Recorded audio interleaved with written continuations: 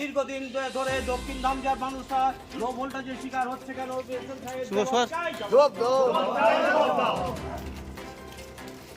দেখুন, আজকে ঘটনা হচ্ছে 4 নম্বর বোচাডাঙ্গা দক্ষিণ ধামজার এলাকার প্রায় আজকে 10-15 বছর ধরে ওখানকার মানুষ লো ভোল্টেজের শিকার। তখন বাড়ির সংখ্যা কম ছিল, সময়ের সাথে সাথে বাড়ির সংখ্যা বেড়েছে, প্রচুর সংখ্যা ওখানে হয়েছে, কিন্তু সন্ধ্যার পরে না ফ্যান চলে, না লাইট ঠিক মতন আলো পায়। এমন পরিস্থিতি ওখানে দীর্ঘদিন ধরে তারা বলেছে।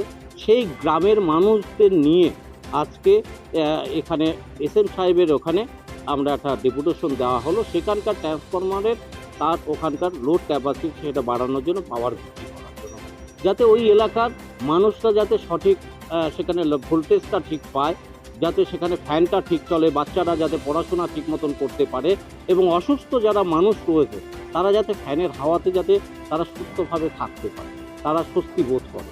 তার জন্যই আজকে আমরা কালিয়াগঞ্জ ইলেকট্রিক অফিসে সেই ধামজা গ্রামের মানুষদের নিয়ে আজকে আমরা এখানে একটা অবস্থান বিক্ষোভ করি, এবং আমরা তার একটা দাবিপত্র আমরা এসএম সাহেবের কাছে আমরা হাতে তুলে দিই।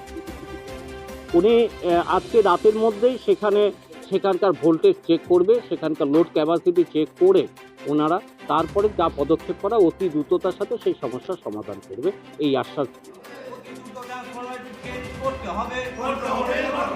দীর্ঘদিন ধরে ধামজার মানুষগুলো